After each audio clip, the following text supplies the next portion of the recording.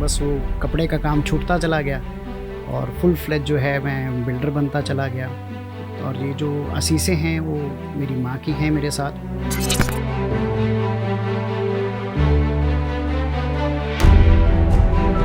आपने अपनी संस्था का नाम चुना है नोफल, एक उम्मीद। इसका मतलब क्या है?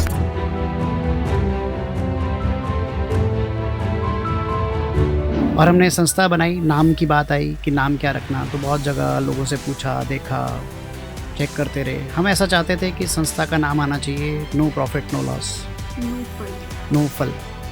तो बस एक दिन सर्च मार रहा था कि ऐसा नाम, तो नोफल जो है वो एक अरेबिक वर्ड है, ये सामने आ गया। मैंने जब इसका मतलब देखा तो इसका था डोनेशंस एंड ब्लेसिंग्स। तो मैंने उनको बोला कि मैम मुझे सिर्फ इतना बताओ कि ये ताले आप खोलेंगे या हम तोड़ेंगे। तो उन्होंने कहा कि आप बॉबी जी से बात कर लो, जो करेंगे बॉबी जी करेंगे। हमने कहा ठीक है, बॉबी जी से बात कर लेते हैं। तो मैंने डायरेक्ट बात नहीं करी।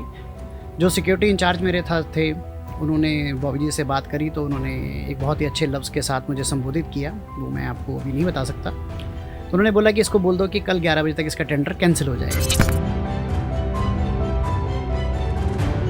एक और आरोप आपने उन पे लगाया था कि जो एम्बुलेंस में, जो डेड बॉडी वाली एम्बुलेंस होते हैं, उसमें वो रोटियां भरकर लंगर लेकर जाते थे।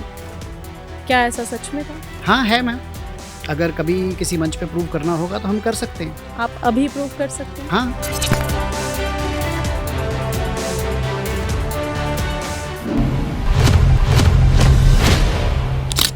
नमस्कार, आप देख रहे हैं द समर न्यूज हिमाचल। आप सभी का स्वागत। मैं हूं आपके साथ नेहा शर्मा। आप देख रहे हैं समर न्यूज का ये नया पॉडकास्ट जिसका नाम है द समर टॉक।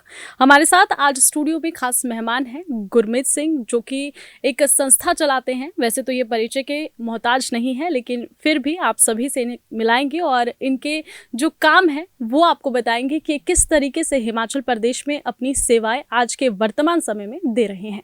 सबसे पहले तो आपका बहुत बहुत स्वागत। अपना परिचय दीजिए उन लोगों को जो लोग आपको नहीं जानते हैं। वाहिगुरु जी का खालसा, वाहिगुरु जी की फतेह।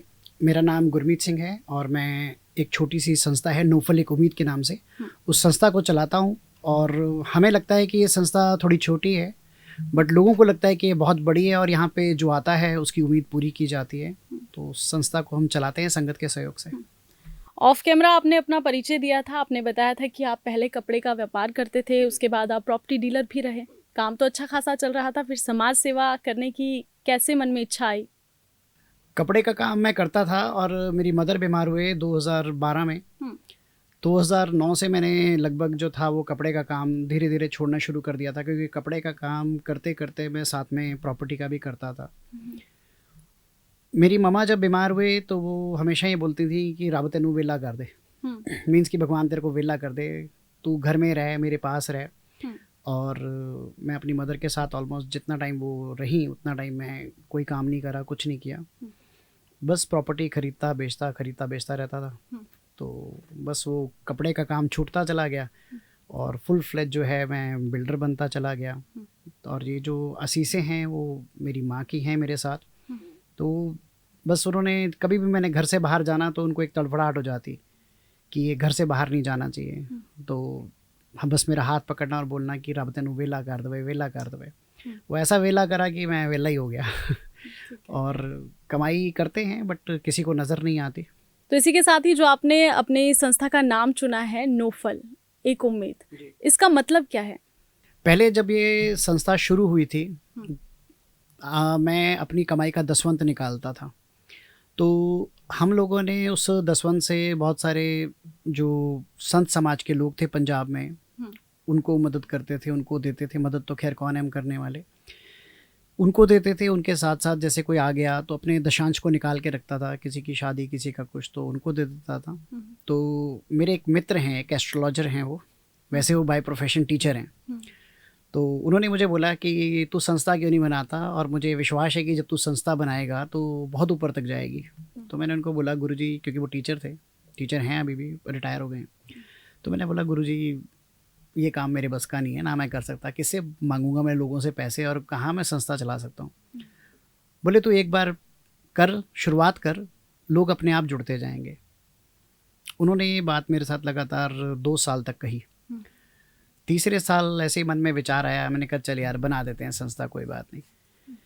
और हमने संस्था बनाई। नाम की बात आई कि नाम क्या रखना, तो बहुत जगह लोगों से पूछा, देखा, चेक करते रहे। हम ऐसा चाहते थे कि संस्था का नाम आना चाहिए no profit no loss, no फल।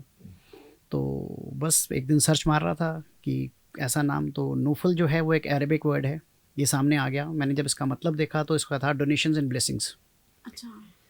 तो मैंने कहा ये नाम सूट करेगा हमारी संस्था को। तो हमने शुरुआती तौर संस्था शुरू करी थी नोफल वेलफेयर एंड चैरिटेबल के नाम से। नोफल से एक और साउंड आती है कि काम करते जा, कर्म करता जा, फल की इच्छा ना रख। उसके अलावा नोफल का ये भी है कि नो फल, कुछ नहीं बचना हमारे को। और अब हकीकत ये है कि हम जितना मर्जी कर लें, जो मर्जी करते हैं, बचता कुछ नहीं है लास्ट में जाके।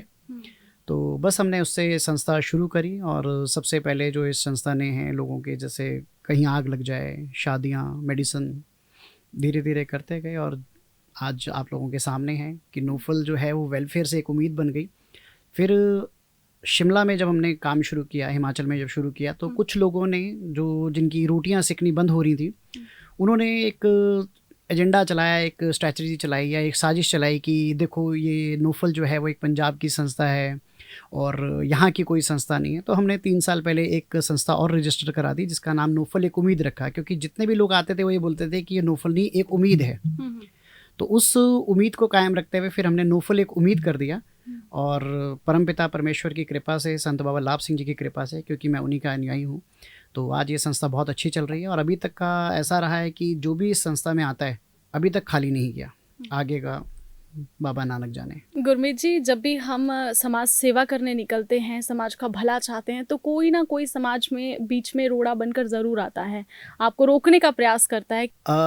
मैम बिल्कुल आपने ठीक पूछा कि जब हम एक समाज का काम करते हैं तो बहुत सारे रोड़े भी आते हैं, परेशानियां भी आती हैं। तो लेकिन मुझे मानना है कि जो रोड़े हैं वो निकल भी जाते हैं। जब हमने हिमाचल में, शिमला में पर्टिकुलरली जब हॉस्पिटल से काम की शुरुआत करी, सेवा की शुरुआत करी, तो एक ऑलरेडी वहाँ पे सज्जन काम करते थे, सेवा करते थे, ऐसा वो बताते हैं कि सेवा करते थे। तो उनको सबसे ज़्यादा परेशानी हुई। और वो परेशानी ऐसी हुई कि वो ये नहीं चाहते थे कि हम लोग जो हैं वो हॉस्पिटल्स में सेवा अपनी दें, पर्टिकुलरली IGMC हॉस्पिटल। कौन है वो पर्सन? उनको लोग जो हैं वो सरबजीत सिंह, बॉबी और वेले के नाम से जानते हैं, जो IGMC के बाहर लंगर चलाते हैं। जी, अंदर चलाते हैं लंगर। और कई बार उन्होंने डायरेक्टली इनडायरेक्टली हमारी संस्था को, हमारी संस्था के लोगों को परेशान किया। और आज तक हम सिर्फ उनको इसीलिए कुछ नहीं कहते या वापस पलट के जवाब नहीं देते कि वो खुद एक गुरसिख हैं और वो सेवा चला रहे हैं। हम सोचते हैं कि नहीं, वो सेवा चला रहे हैं तो चलती रहनी चाहिए।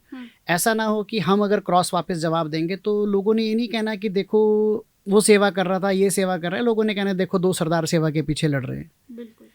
जबकि सेवा एक ऐसी चीज़ है जिसके अंदर मुझे नहीं लगता कि लड़ाई होनी चाहिए, बल्कि मिल के काम होना चाहिए।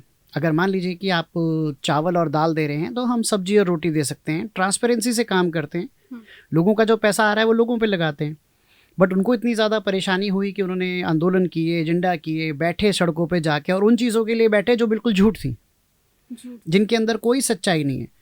अगर मुझे कभी ऑफ द रिकॉर्ड या ऑन द रिकॉर्ड आमने सामने बैठ के बताने का मौका मिला कि बताइए सरबजीत जी, आपने जो जितने एलिगेशंस लगाए सरकार पर उस टाइम की, और जो आप धरने पे गए या जो भी कुछ आपने कहा, इसमें सच्चाई क्या है, तो मैं आपको 101% श्योर करता हूँ कि वो नहीं टिक पाए। उनकी खबरें भी आई थी बीच में, हमने देखा, तो उनके बारे में तो हमेशा अच्छा लिखा जाता है, उनके बारे में काफ़ी उनकी तारीफ़ की जाती है। और इसी के साथ जो उन्होंने धरने लगाए थे, वो IGMC में उनके साथ भी जो है बदसलूकी की गई थी, लाइट काट दी गई थी, बिजली पानी की व्यवस्था नहीं थी, तो वो लंगर कैसे देते, कुछ ऐसा जो है उनके बारे में खबरें देखी गई। मैं आपको बताता हूँ, आप तो बिल्कुल विपरीत कह रहे हैं उनके बारे में। जब तक मैम 2019 से हम लोग रिपन हॉस्पिटल DDU में अपनी सेवाएं दे रहे थे, तब तक लोगों को परेशानी थी, अंदर खाते में जो था एक दर्द था, घुटन थी, लेकिन उसको उभार नहीं पा रहे थे।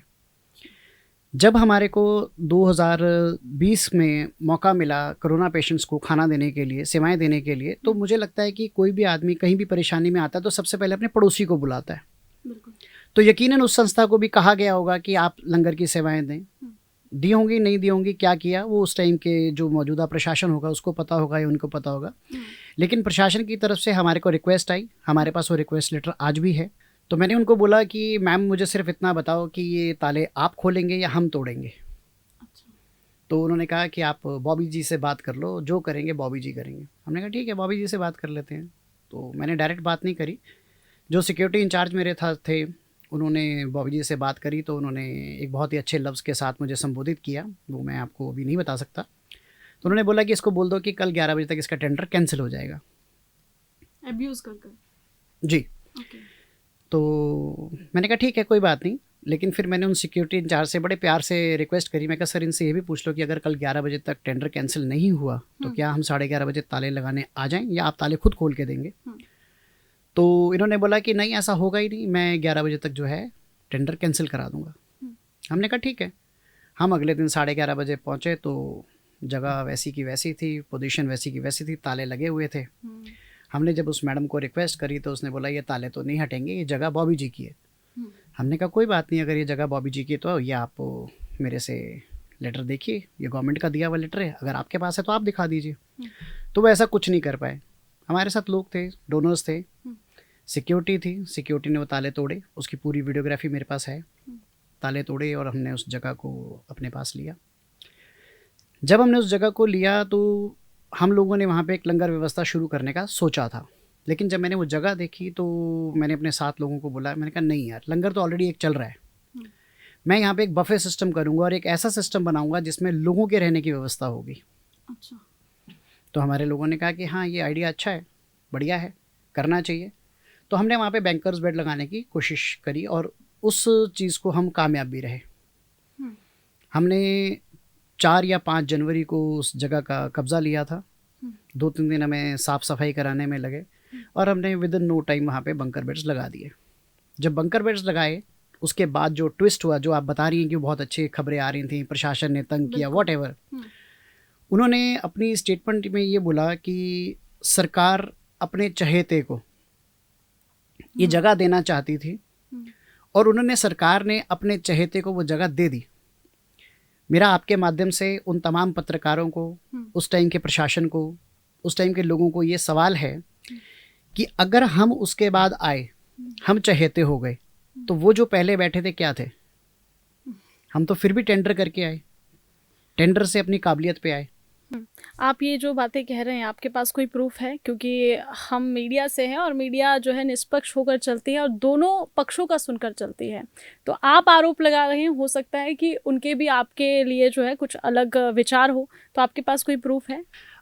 मैम सबसे पहले तो मुझे बहुत अच्छा लगा ये सुनकर कि मीडिया निष्पक्ष चलता है, बट अभी तक का जो मेरा एक्सपीरियंस रहा है, जितना टाइम भी बॉबी जी ने धरने दिए, जो भी बातें कहीं, जो कुछ उन्होंने कहा, मुझसे आगे किसी ने ये नहीं पूछा कि भाई ये कह रहे हैं इसमें सच्चाई कितनी है।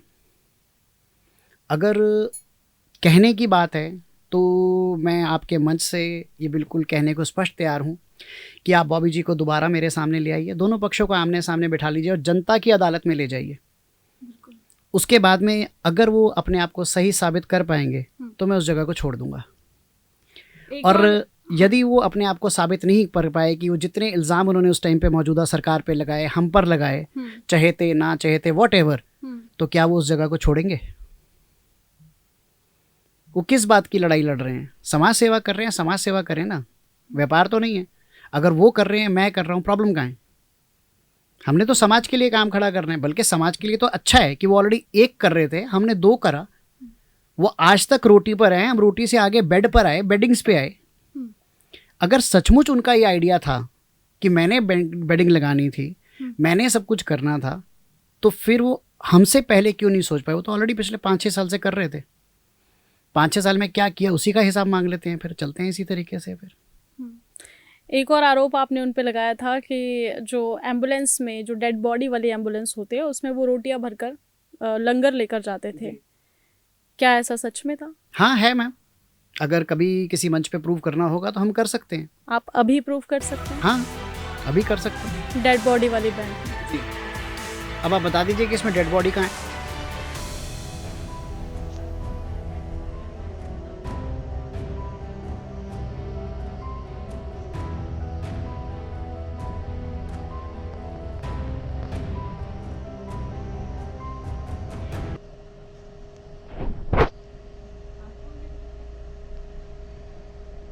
और क्या क्या परेशानी आपको आई? मैम परेशानियाँ तो अगर मैं प्रशासन की बात करूं तो प्रशासन की तरफ से हमारे को अभी पिछले 4-5 महीने से जब से गवर्नमेंट चेंज हुई है तब से परेशानियां आ रही हैं। जैसे ही गवर्नमेंट चेंज हुई, बॉबी जी लंगर के बाहर आए, उन्होंने बोला कि 4 दिन में तुम्हारे इस लंगर को कैंसिल कराने के ऑर्डर हो जाएंगे, और वो ऑर्डर हो भी गए हैं। लेकिन हमने उसका स्टे लिया है। हमने पूछा है कि जब ऑलरेडी हमारे पास टाइम है इसका 2027 तक का, तो इसे पहले क्यों खाली किया जाए या पहले क्यों खाली करवाया जाए। परेशानियां रोज़ झेलते हैं हम। 2019 से स्टार्ट हुए थे, पहले दिन से परेशानी झेल रहे हैं, लेकिन चूँकि भगवान का हाथ हमारे साथ है, गुरुओं का आशीर्वाद है, संत समाज का हमारे पीछे हाथ है, उनके आशीर्वाद हैं। परेशानियां आती हैं, चली जाती हैं, चल रहे हैं। गुरमीत जी, इतनी ज़्यादा प्रॉब्लम्स आ ही रही है, आप समाज सेवा कर रहे हैं। आपने मदर का जिक्र किया था कि आपकी मम्मा चाहती थी कि आप हिमाचल ही रहें और हिमाचल में ही कामकाज करें। तो अभी वो देखते हैं इतनी ज़्यादा कंट्रोवर्सी चल रही है, तो माँ का दिल तो माँ का दिल ही होता है। क्या वो ये नहीं कहते कि कब तक ये समाज सेवा करनी है, छोड़ दे, या फिर किस हद तक करनी है? अभी मेरे मदर को गुजरे जो है मैम तकरीबन 8 साल हो गए हैं, और मेरी मम्मा जो हैं अगर होती तो यकीनन यही बोलती, क्योंकि मेरे घर में रोज़ का ये कलेश है। रोज़ घर में जब मैं जाता हूँ और एक नई कंट्रोवर्सी आती है तो वाइफ यही बोलती है कि भाई तू ये छोड़ क्यों नहीं देता। मेरी सिस्टर इस टाइम डेथ बेड पे हैं, उनको कैंसर है, और जब पिछले साल बॉबी जी ने ये कंट्रोवर्सी क्रिएट करी थी, एक नई कंट्रोवर्सी के साथ वो हर 2-4-5 महीने में हमारे साथ आते हैं, फिर बैठते हैं, फिर आते हैं, फिर बैठते हैं। तो उन्होंने मेरे को हाथ पकड़ के बोला कि मैं जो है वो अब पता नहीं कितना टाइम हूँ, कितना टाइम नहीं हूँ, तो तू ये स्यापा छोड़ क्यों नहीं देता। उन्होंने सेवा नहीं बोली, स्यापा बोला कि रोज़ का नया स्यापा है। जब से तूने IGMC में लंगर शुरू किया है या शिमला में हिमाचल से शुरू किया है, तेरे लिए रोज़ की परेशानी है, हमारे पास किस चीज़ की दिक्कत है, भगवान का दिया सब कुछ है। तो मेरे जीजा जी ने बोला कि ठीक है छोड़ देते, ऐसा नहीं कि नहीं छोड़ते, लेकिन सिर्फ बॉबी चाहता है इसलिए छोड़ दे, नहीं छोड़ेंगे। हाँ, अगर छुड़वाना है, मैं आज भी बोलता हूँ, ठीक है दोनों को हटाओ, कोई ज़रूरत नहीं है, गवर्नमेंट खुद ओवरटेक करे, गवर्नमेंट खुद चलाए, हमें कोई दिक्कत नहीं है, हमने तो सेवा करनी है, हम कहीं भी कर लेंगे। लेकिन एक आदमी ये चाहता है कि सिर्फ मेरी मोनोपोली रहे, मैं ही करूँ, मेरे अलावा और कोई बाबा ना बने। तो बाबा तो सारे हैं अपने घर के अंदर, जो 1 रुपया देता है वो भी बाबा है, जो 10 देता है वो भी बाबा है। हम अपनी जेब से थोड़ी ना चला रहे हैं संस्था को, संस्था जो है वो लोगों के पैसे से चलती है। अभी आजकल मेरे पास दबाव है इस बात का कि तू गुरु का नाम हटा दे। लोग मेरे पे, जो कुछ गुरुद्वारे के लोग हैं, जो उनके अपने रिश्तेदार हैं, एक जीजा है उनका, वो ये कहते हैं कि हम गुरुद्वारे की तरफ से लेटर हेड पे निकाल देंगे कि तू गुरु का नाम नहीं लिख सकता। अभी ये 2 दिन पहले की बात है। मैंने उनको बोला ठीक है आप लिखो, भेजो, मुझे जवाब मैं दे दूंगा। कुछ स्वार्थी लोगों की वजह से मैम हम ये संस्था छोड़ दें या सेवा छोड़ दें, ऐसा नहीं होगा। हाँ, अगर प्रॉपर तरीके से काम करना है, सेवा करनी है, करो। मैंने अभी जब 6 महीने पहले मैं MS डॉक्टर राहुल से मिला था और मैंने उनको बोला था कि सर ये आपने लेटर दिया है, तो उन्होंने बोला कि हाँ यार मैंने दिया है। तो मैंने कहा सर दूसरी संस्था को भी दे दो। तो बोले क्यों? मैंने कहा हम तो फिर भी टेंडर करके आए, वो तो कब्जे पे बैठे हैं। और मैंने कहा according to the high court, जो हाई कोर्ट की अपनी जजमेंट है, आप कोई भी जो अटैचमेंट है या किसी भी तरीके का कब्ज़ा हॉस्पिटल या गवर्नमेंट प्रॉपर्टी के साथ नहीं कर सकते। तो उन्होंने कहा नहीं यार मैं ऐसा नहीं कर सकता। मैंने कहा क्यों? बोले यार उसका ना पॉलिटिकल प्रेशर है। तो मैंने कहा कोई बात नहीं, फिर हम कोर्ट जाएंगे, कोर्ट से स्टे लेंगे, हटेंगे तो दोनों हटेंगे, मुझे कोई दिक्कत नहीं है मैम।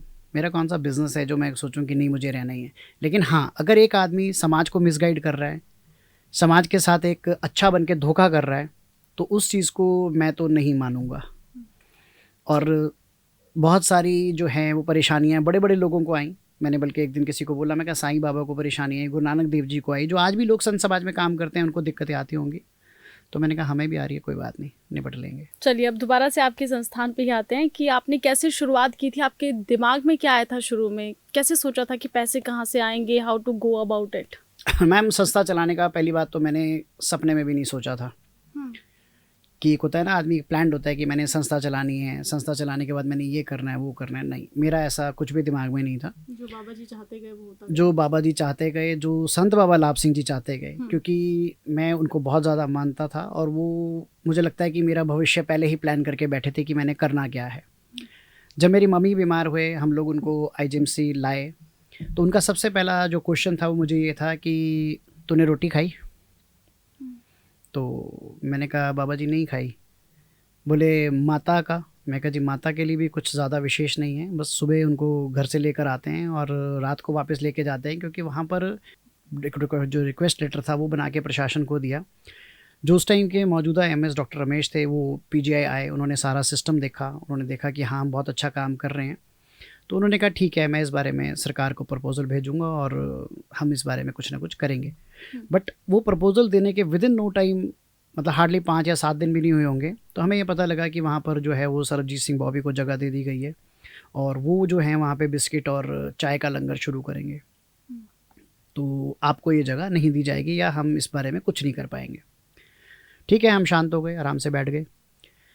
लेकिन जब आप किसी अपने के साथ गलत करते हैं या गलत होता है तो आपको एकदम पता लग जाता है। तो बाबा जी को भी कहीं ना कहीं ये महसूस हुआ कि इसको जगह नहीं मिली और ये सेवा का कार्य जो है वहाँ नहीं शुरू कर पाया। तो उन्होंने मुझे पीजीआई बुला के, वहाँ पे पीजीआई का जो चार्ज था, हमारे मित्र जो हैं, मेरे बड़े भाई एक तरह से कह सकता हूँ, जो गुरुद्वारे के प्रधान थे सरदार सुखदेव सिंह जी, तो उनके साथ बोला कि आज के बाद तू सुखदेव के साथ काम करेगा और उस सेवा का काम तेरे को कुछ भी हिमाचल में करना है तो तू यहाँ से कर सकता है। तो ठीक है, मैंने भी सुन लिया और हो गया, क्योंकि मुझे दसवंत निकाल के काम करने की आदत थी। सेकेंडली मुझे बहुत ज़्यादा इंटरेस्ट नहीं था कि भाई सेवा करनी है या धर्म करना है या कुछ भी, बस इतना ही आता था कि दसवंत निकाला और दे दिया। जब कुछ समय पड़ा तो बाबा जी ने मेरे को फिर बुलाया आनंदपुर साहिब, बोला कि इधर आइयो। मैं कहा हाँ जी। बोले तो पीजीआई जाता है? मैं कहा जाता हूँ कभी कभी। तो बोले तेरे को जो बोला है कि रेगुलर जाया कर और वहाँ देखभाल किया कर पूरी, क्यों नहीं जाता? तो मैंने कहा ठीक है बाबा जी, जाऊँगा। 2 महीने में एक बार आना शुरू किया, जाना शुरू किया, लंगर नहीं खाना। फिर एक दिन बाबा जी ने पूछा कि भाई लंगर खाता है? मैं कहा नहीं। बोले क्यों? मैं कहा इसलिए कि लंगर तो ज़रूरतमंदों के लिए होता है और मुझे भूख वगैरह में। बोले लंगर चखने से ऐसा होगा कि तुझे टेस्ट का पता लगेगा, तुझे पता लगेगा कि लंगर क्या सही क्वालिटी का बन रहा है, तू जाया कर। मैंने उनको हाँ करी।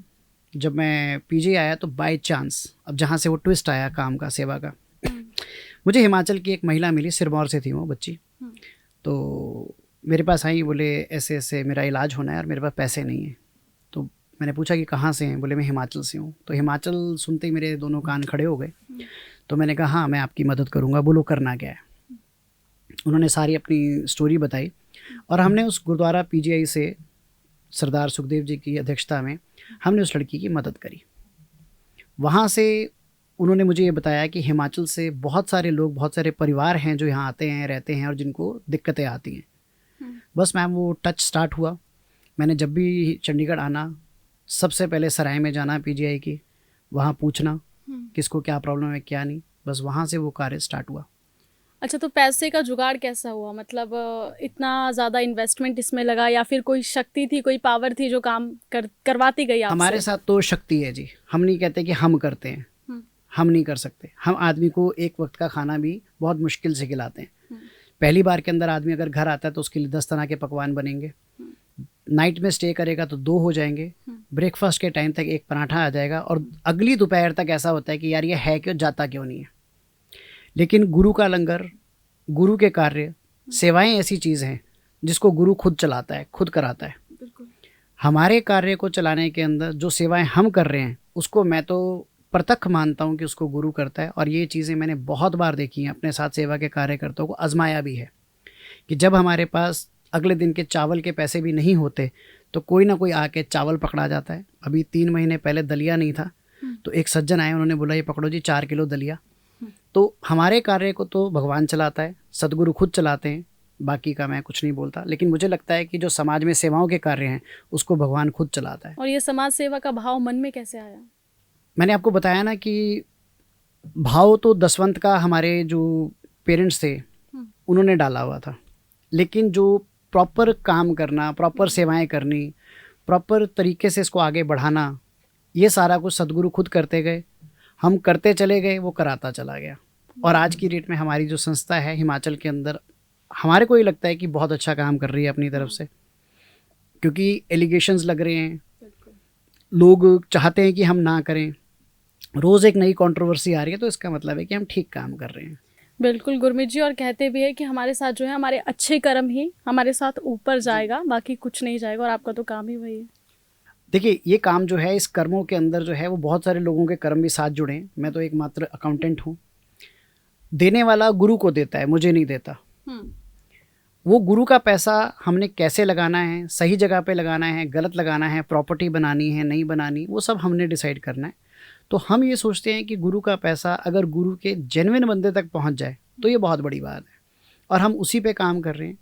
हम लोगों ने सिर्फ लंगर से शुरू किया था, लंगर के करते करते हम मेडिसिन पे आए। मेडिसिन आज की डेट में हम कैंसर पेशेंट्स को देते हैं। इसके कैंसर पीड़ितों का इलाज भी जी, हमारी संस्था बहुत सारे सामाजिक काम कर रही है इस टाइम के ऊपर। जैसे कि मैं आपको बताता हूँ, हम लोग लंगर से शुरू हुए थे और बहुत छोटे से लंगर से शुरू किए थे। आज भी हम कहते हैं कि हमारा लंगर छोटा है, लोग बोलते हैं कि बड़ा है तो खुशी होती है। उसके चलते हमने अभी तक 300 से ऊपर महिलाओं की जो ज़रूरतमंद हैं उनकी शादियाँ करा दी हैं। 65 से ऊपर परिवारों को जो है हम अब तक सिलाई मशीन दे चुके हैं, जिनके घरों में या तो सिंगल अर्निंग हैंड था या जिनके पति शराब पीते हैं, घर में खर्चा नहीं देते, लेकिन महिलाओं को जो है वो काम करना आता है। तो ऐसी 65 सिलाई मशीनें हम दे चुके हैं। कोरोना काल की अगर मैं बात करूं तो कोरोना के अंदर 2500 से ऊपर परिवारों को हमने राशन दिया, और राशन भी क्विंटल्स के हिसाब से दिया। यूनिवर्सिटी ऑफ हिमाचल प्रदेश, उनके 400 कर्मचारियों को हमने लगातार जो है राशन दिया। इसके अलावा मॉल रोड आपने देखा होगा, उस पर 17 घोड़ियाँ चलती हैं। तो 17 घोड़ियाँ जो हैं हमारे पास 1 साल 6 महीने 18 दिन अडॉप्ट रहीं। अच्छा। और जिस टाइम हमने उनकी खुराक या उनको अडॉप्ट किया था उस टाइम हम पैसे नहीं थे, पैसे तो खैर हमारे पास अभी भी नहीं होते, बट एक हौसला था कि गुरु का काम है, गुरु खुद कराएगा। और 1 साल 6 महीने 18 दिन कहता हूँ तो बहुत बड़ी बात लगती है, लेकिन पहले दिन से ऐसा लगता था कि यार कौन खिलाएगा इनको 80-80 किलो रोज़ का। अडॉप्ट क्यों किया आपने? मैम कोरोना आ गया था, घोड़ियाँ चलनी बंद हो गई थी, राशन की कमी आ गई थी, एक घोड़ी खाने की वजह से मर भी गई थी। तो तब उन लोगों ने हमारे को अप्रोच किया, भूख की वजह से, तब उन लोगों ने हमारे को अप्रोच किया। हमने घोड़ियाँ ना सिर्फ अडॉप्ट करी बल्कि एक घोड़ी के मालिक को जिसकी डेथ हुई थी उसको नई घोड़ी भी खरीद के दी। अच्छा, आपने इंसानों के साथ साथ जानवरों को? हमने पहले जानवर ही अडॉप्ट किए थे। अच्छा, हमने इंसान अडॉप्ट नहीं किए थे। क्योंकि देखिए मैम, जब 24 तारीख को माननीय प्रधानमंत्री जी ने लॉकडाउन का ऐलान किया था तो एकदम अगले दिन ऐसा हुआ हाहाकार कि बस लोग भूखे ही हो गए, और कुछ राजनीतिक दल भी इसमें कूद पड़े कि जी हमारे नंबर बन जाएं, हमारे नंबर बन जाएं। मेरी सोच थोड़ी उल्टी चलती है। तो मुझसे जब मेरे संस्था के लोगों ने पूछा तो मैंने कहा अभी जल्दबाजी होगी कुछ भी करना, क्योंकि कोई भी ऐसा परिवार नहीं होता जिसके घर के अंदर 7 दिन का राशन ना हो। बिल्कुल। तो और जिसके यहाँ भूखमरी है उसके यहाँ तो कोरोना से पहले भी भूखमरी थी और आज भी भूखमरी है। तो मैं कहा बहुत जल्दी करना गलत है। फिर कुछ हमारे जो लोकल पॉलिटिकल लोग थे वो भी नहीं चाहते थे कि हम सेवा करें या काम करें, तो हम भी बहुत आराम से घर बैठ गए। 1 अप्रैल को हमारे को एसडीएम के द्वारा जो था वो पास दिया गया कि आप वर्किंग करो, हम चाहते हैं कि नोफल संस्था इस काम में आए। हम लोगों ने सबसे पहला काम ही मैम घोड़े अडॉप्ट करने का किया था। हमारे पास 17 घोड़े और लगभग 32 से 35 डॉग्स थे, जिनका रोज़ का खाना हम बना के उनको देते थे, और पराठे बनाते थे देसी घी के कुत्तों के लिए। और जो घोड़ियाँ थी उनको हम रेगुलर देते थे। तो मुझसे ये क्वेश्चन इवन मीडिया ने भी किया था कि सरदार जी लोगों को खाना दे रहे हैं तो आपने जानवर ही क्यों पकड़े? तो मैंने कहा उनके घर में उनकी बीवियाँ नहीं है खाना बना के देने वाली, और जो मालिक हैं वो बेचारे बेरोज़गार हो गए हैं तो कहाँ से देंगे। तो हम लोगों ने पहले जो था वो जानवरों पे वर्क किया, और 15 अप्रैल के आसपास आके हमने जो था वो आदमी घोड़े फिर जो आता गया उस पर करते। बिल्कुल। और अभी जो हाल फिलहाल में इतनी ज़्यादा प्रॉब्लम फेस करनी पड़ी, पूरे हिमाचल प्रदेश में कितनी तबाही आई उसकी तस्वीरें सभी ने देखी, उसमें आपने क्या स्पेशल किया उन लोगों के लिए जिनके घरों को नुकसान हुआ, बाढ़ आ गई, लैंडस्लाइड हो गया? जी मुझे लगता है कि उस टाइम के ऊपर शिमला डिस्ट्रिक्ट के अंदर जो था वो सबसे पहले हमारी ही संस्था थी जिसने कहा था कि अगर किसी को कोई भी आपदा आएगी तो हम 24 घंटे एम्बुलेंस फ्री देंगे। किसी के घर में कोई प्रॉब्लम है तो हमें संपर्क कर सकता है और हम उसको जो है पूरी सुविधा मुहैया कराएंगे, जो भी कुछ होगा देंगे। और हमारे पास ऐसा एक घर है जो अभी रिसेंटली मेरे पास बाईपास से आया है, शिमला बाईपास से, जो ऑलमोस्ट टूटने की कतार पे है। उनके मालिक ने आके मुझे अप्रोच किया है तो हम उसको रिपेयर के लिए जो है वो पैसे देंगे। मेरे यहाँ आने से पहले भी अभी एक दारला घाट से परिवार की जो है वो डिमांड आई है कि उनका घर टूट गया है, तो उसके लिए भी संस्था मदद करेगी। उनके बच्चों को पढ़ाने का जो है मैंने नंबर मांगा है उनका। तो हमारी संस्था कोशिश ये रखती है कि संभवतः जो जिसकी मदद हो पाए वो कर देनी चाहिए। और आपदा में तो वैसे भी हमारी संस्था अभी तक जो है वो शिमला के आसपास कहीं भी आग लगती है तो सबसे पहले जो है वो उसका पूरा सामान, राशन, सब कुछ देती हैं। और ये सिलसिला आज का नहीं है, 2014 से है, जब तांगड़ू में आग लगी थी। तांगड़ू में जो है वो 68 घर जल गए थे और हमारी संस्था ने वहाँ पे राशन, बिस्तरे, जो रोज़मर्रा की चीज़ें थी वो दी। उसके बाद जो सबसे ज़्यादा और सबसे बड़ी आग लगी 2017 में लगी पुजारली गांव में, जहाँ 7 घर पूरे ढेर हो गए थे। वहाँ भी हम सारा सामान देकर आए। तो हमारी संस्था का ये रहता है कि जो एक सोच संत बाबा लाभ सिंह जी की थी, उसी सोच को पहरा देना। अब हम संत बाबा लाभ सिंह जी तो नहीं हो सकते, क्योंकि उन जैसा ना था, ना है, ना कोई होगा। बट हाँ, एक कोशिश कर सकते हैं कि उनकी सोच पे थोड़ा सा पहरा देने की। तो आपदा हो या कोई भी काम हो, हम कभी किसी को मना नहीं करते। चलिए, शुक्रिया गुरमीत जी, आप हमारे स्टूडियो में आए। आपने बहुत सी अच्छी बातें की, समाज सेवा की बातें की, लेकिन आपको जो प्रॉब्लम्स भी फेस करनी पड़ रही है, ये भी आप सोचिए कि ऊपर वाला जो है एक परीक्षा लेता है एक अच्छे इंसान की। एक समय आएगा जब ये सारी जो परिस्थितियां हैं ये स्थिर हो जाएगी और वो लोग भी आपके रास्ते से हट जाएंगे जो लोग अभी आपके लिए प्रॉब्लम क्रिएट कर रहे हैं। तो हमारे साथ ये गुरमीत सिंह जी थे, जो कि शिमला से हैं और हिमाचल प्रदेश में ये नोफल एक उम्मीद संस्था को चलाते हैं। बहुत से गरीब बच्चियों की मदद करते हैं, गरीब परिवारों की मदद करते हैं और जो ज़रूरतमंद लोग हैं उनकी हेल्प करते हैं।